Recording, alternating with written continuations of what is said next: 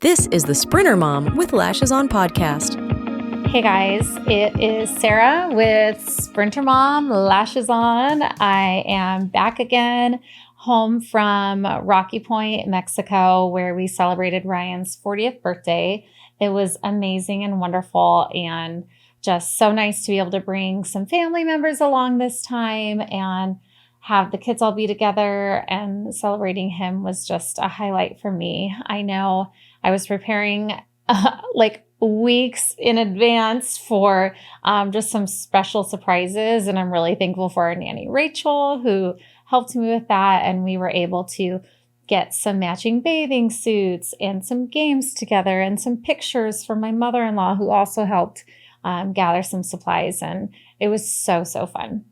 But that's just a little recap of the weekend. I'm coming off of my son in Mexico High, and I'm back to share another foster care story about the time that the placements that actually almost made me quit being a foster parent. I spoke about one of the boys before, but we had a placement of a sibling set back in 2014. 2014? When was my daughter born? Oh, 2011. Sorry. I cannot keep track of my years. We had a sibling placement back in 2011 when we first opened our license. And immediately after that, those siblings went back home. We had another sibling placement, and it was a 2-year-old and a 5-year-old boy. Now, again, we were, 26, 27. And had only ever parented a daughter, and she was 1 year old. And so our second placements come in. The first ones were semi-smooth. I think Ryan was way more comfortable with it, but he also wasn't the one home with them during the day. So got our second placements in, and within the hour of them coming to the house, Ryan actually was still at work. And so I knew I had about an hour and a half to spare before he could get home and help me.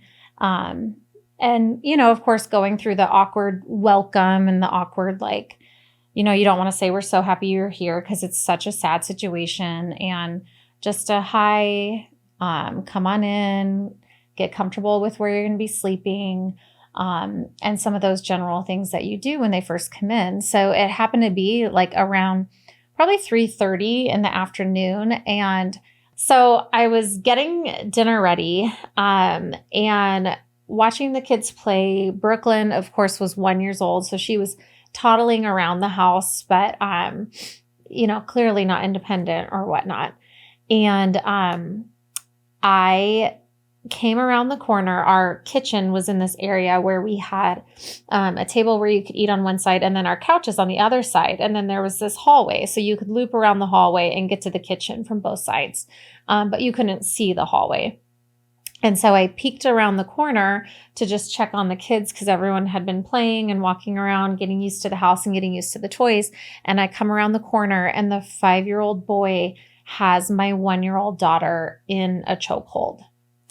And I scream at the top of my lungs, and I, obviously kind of separated them. She wasn't crying. She was in shock.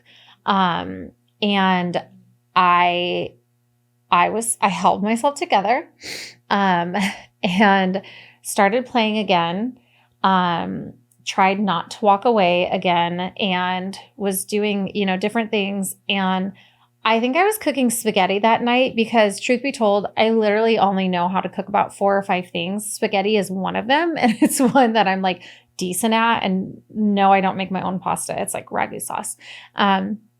So I'm pretty sure I had to keep going in to check the noodles that were boiling or check the beef that was grounding. I promise you there was reason I would go into the kitchen. Otherwise, I would have been all eyes on. And I did. I would peek, do that, go really fast. For a second time, I went in, checked the food really fast, came back out, and same kid again has my daughter, choking her. And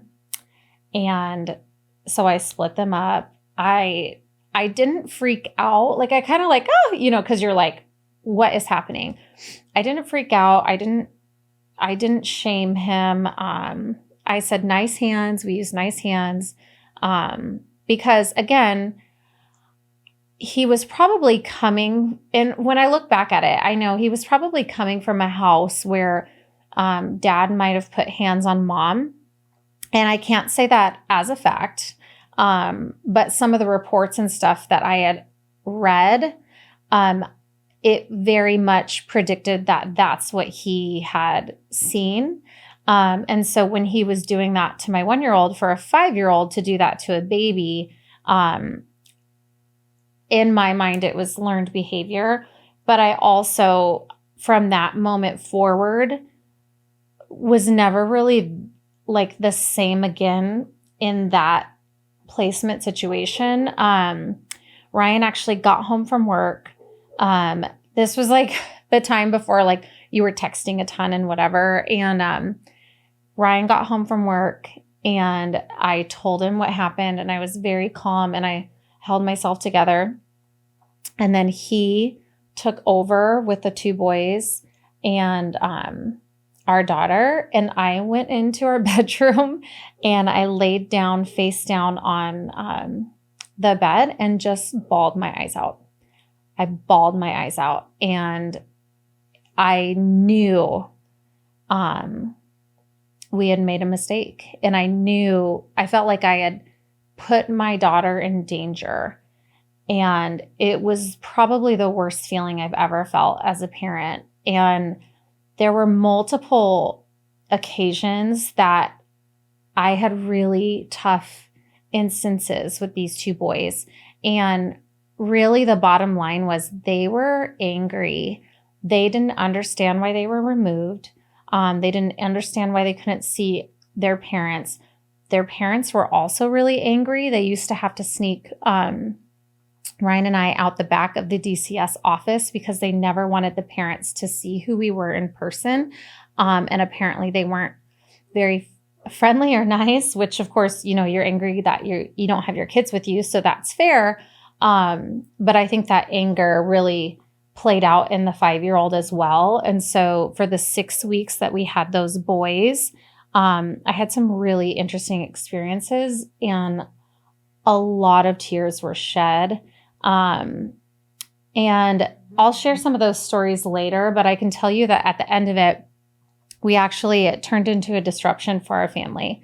And at the end of it, the shame that came from having a disruption, meaning like we sent the kids back to, not to their parents, but to find another foster home, because after 6 weeks and some incidences, we no longer felt like that our 1-year-old daughter was safe, and we no longer felt that we were the best fit for them, because not that they didn't respect me, but I think they really needed some older parents to foster them that really knew how to handle a 2 and a 5-year-old that were traumatized. And I just don't think at that age, Ryan and I were there yet. And I think that's okay. And at the time I cried a lot, and I told Ryan, I'm done. We've had 2 placements now, 4 kids come into our home. This is scary and awful. And there were a few other times, like I had to pull over on the side of the road and different things. And I told Ryan, I will try one more time. I will try fostering one more time. And if this time doesn't work out, I'm done. And I will never be a foster parent again. And I can tell you that we called a few other foster parents, asked for some advice, because I was really feeling a lot of shame from the disruption, a failure as a birth parent, a failure as a foster parent. And so we talked to a few people, and they gave us the advice: foster kids that are younger than your own, and don't take 2 at once. Start with 1. And if it is a sibling set, then start with 1 and then merge those siblings in. And so I said, I will give it one more try. And that one more try came into our home on March 10th of 2012. And that ended up being our son, Gavin. And I am so thankful that I gave foster care one more try. Because if it wasn't for that chance at fostering Gavin, I wouldn't have seen like how successful or how fulfilling fostering and then potentially adopting would have been. And then I don't think our family would have looked like it does now without that chance of Gavin coming into our life, being such a God thing, and finding a way that we could be foster parents successfully by some of the choices we made and the placements that we took, especially taking one placement at a time. So anyway, that was the story of the time I almost quit being a foster parent. And I am just forever grateful that I kept an open mind and had the support of my husband and my family to just try one more time. And that one more time turned into multiple years and amazing children. And I'm so thankful for that. Thanks for joining me, Sprinter Mom with Lashes On. I'm happy to share my random stories. I hope you're having a great day and a great listen. Thanks for joining us today for the Sprinter Mom with Lashes On podcast. Be sure to like, subscribe, and leave a review. We'll see you next week.